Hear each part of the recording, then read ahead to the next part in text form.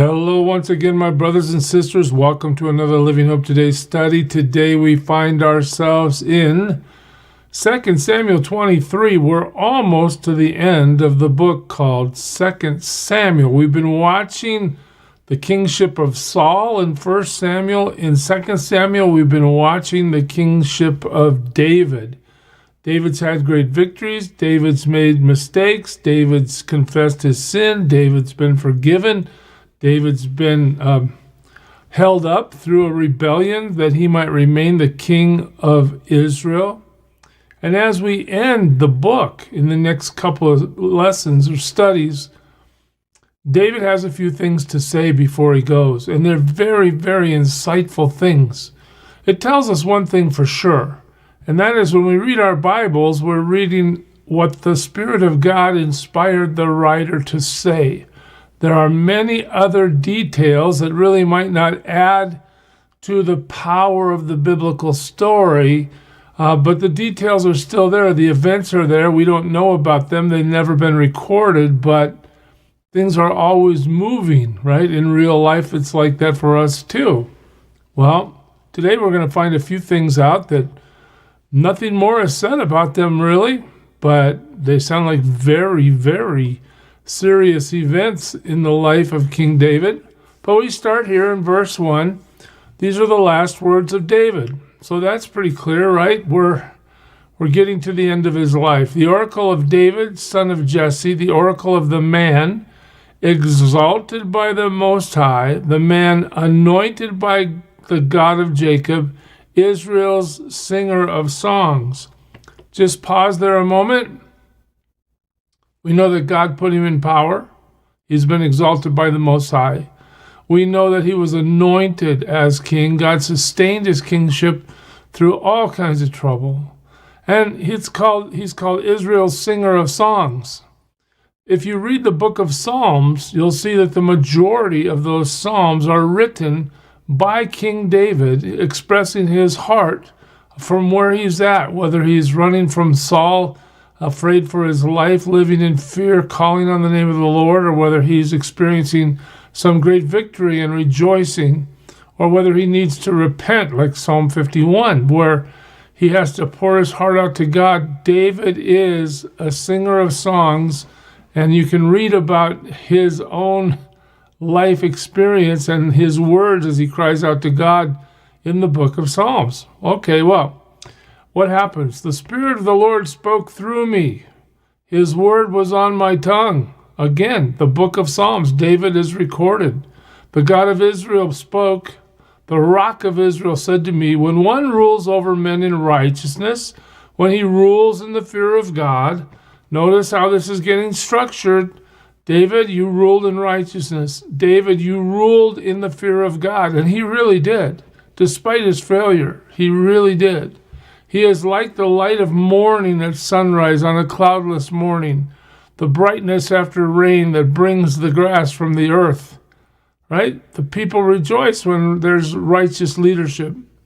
Is not my house right with God? Has he not made with me an everlasting covenant, arranged and secured in every part? Will he not bring to fruition my salvation and grant me my every desire?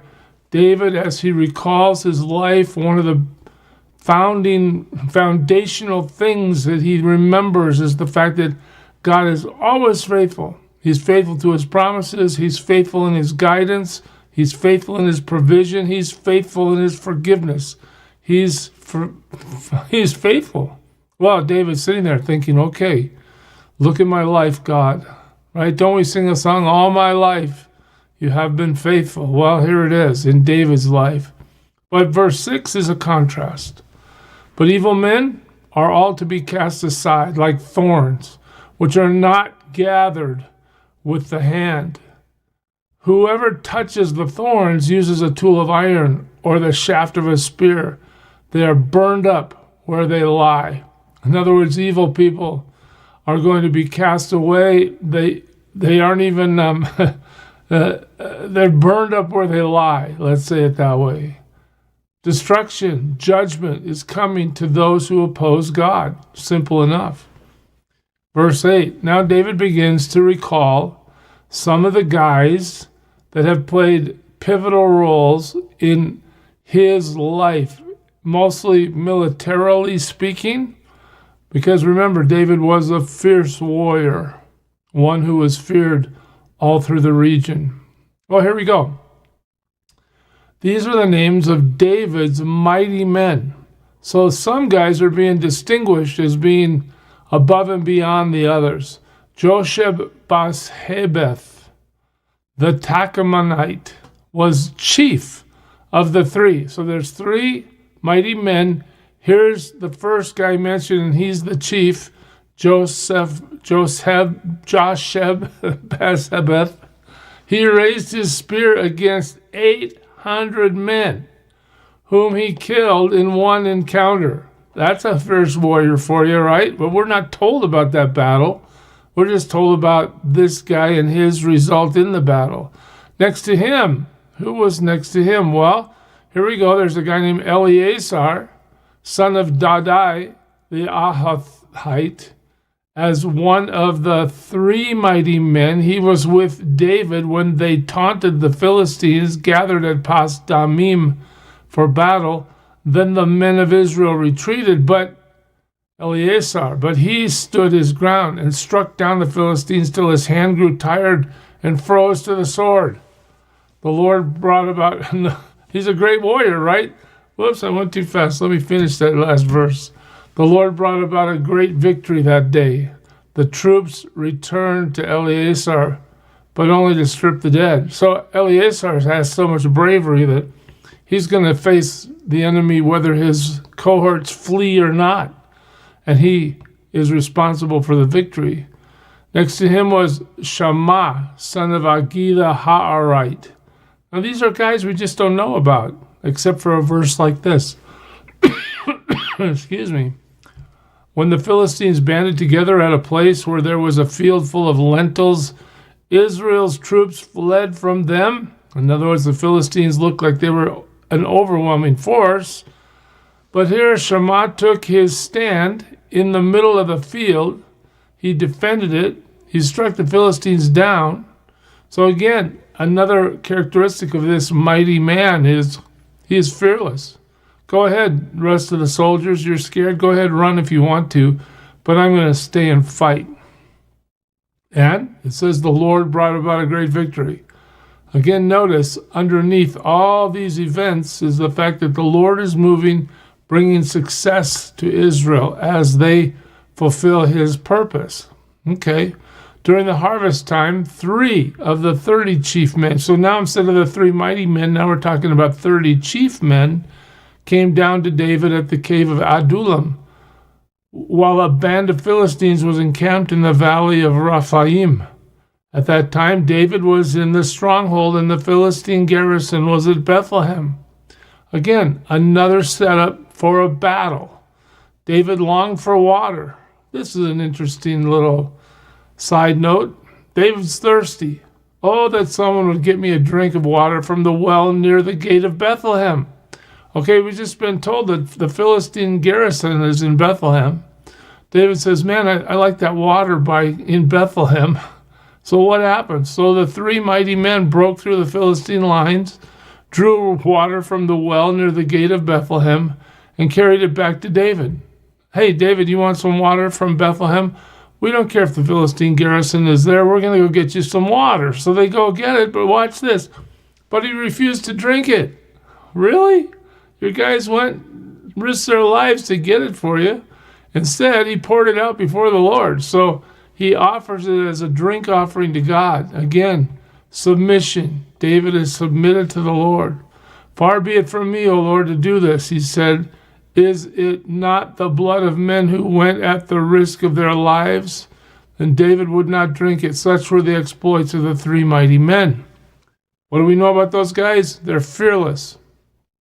They don't mind standing alone, and God brought many victories through them. Verse 18, here we go. Here's another guy, Abishai, the brother of Joab. Who's Joab? Do you remember? He's the commander of David's army, son of Zeruiah. He was chief of the 3. So Abishai is chief over the 3. He raised his spear against 300 men whom he killed, and so became as famous as the three. Do you notice the theme? The names change, but the theme is always similar. The warrior stands on his own and has a huge victory based on the power of God to defend the nation or to bring victory. Was he not held in greater honor than the three? He became their commander, even though he was not included among them.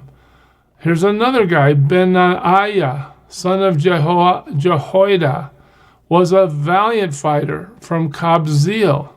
Notice that these fighters come from various places. David had quite a group. He performed great exploits. He struck down 2 of Moab's best men. He also went down into a pit on a snowy day and killed a lion. That's super duper valiant, victorious power, wouldn't you say? And he struck down a huge Egyptian. Although the Egyptian had a spear in his hand, Benaiah went against him with a club. He snatched the spear from the Egyptian's hand and killed him with his own spear. Again, what do we see?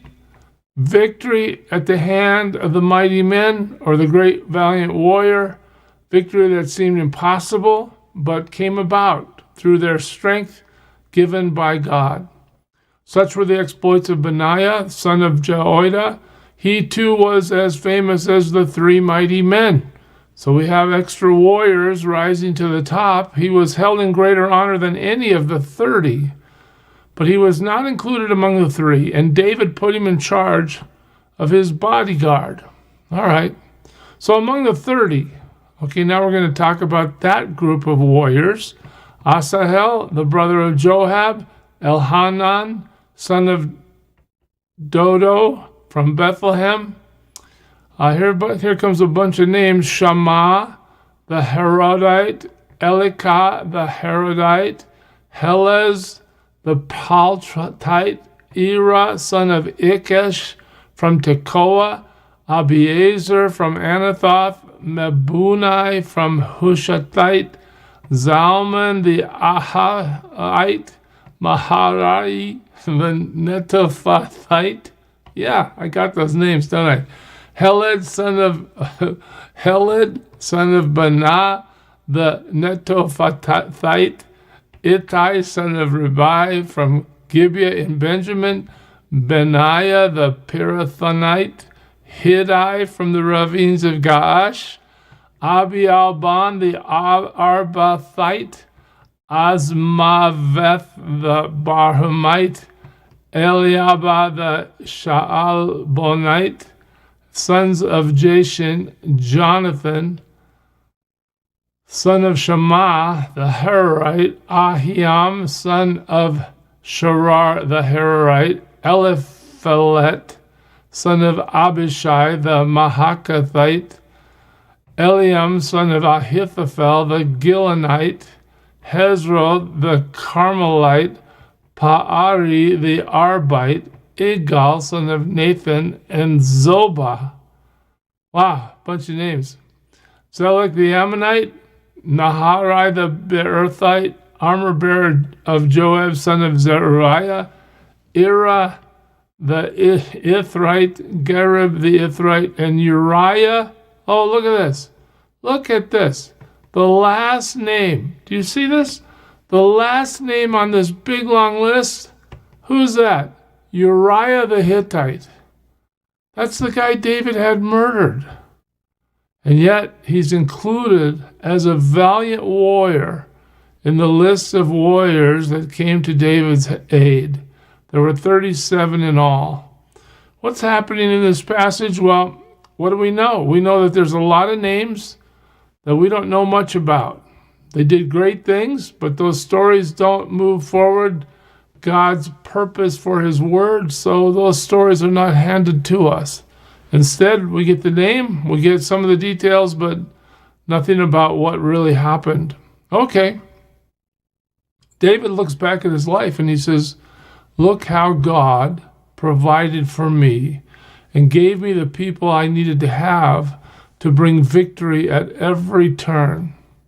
Look what God has done. That is really a fantastic thing to think about. You know, there's an old song called Count Your Blessings, name them one by one. Count your many blessings and see what God has done.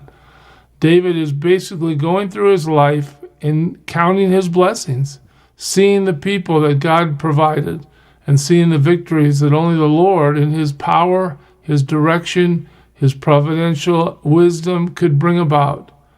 What we need to know is what God has blessed us, that God will walk with us every day as we obey him, and that at the end of our lives, we can look back and see the things that God has done, just like David is doing right here, to give him glory. We got one more chapter in 2 Samuel. We'll look at that next time. God bless you, church. Serve him well today. Who is it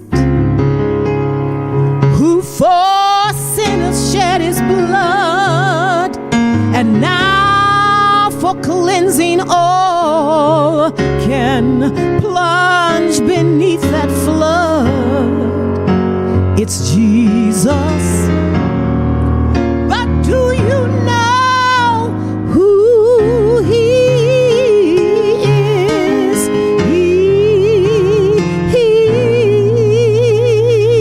He's the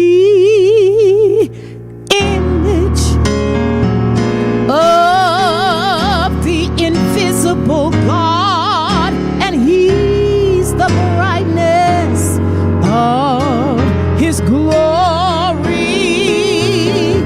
the first, the last, the future, the past. He is God.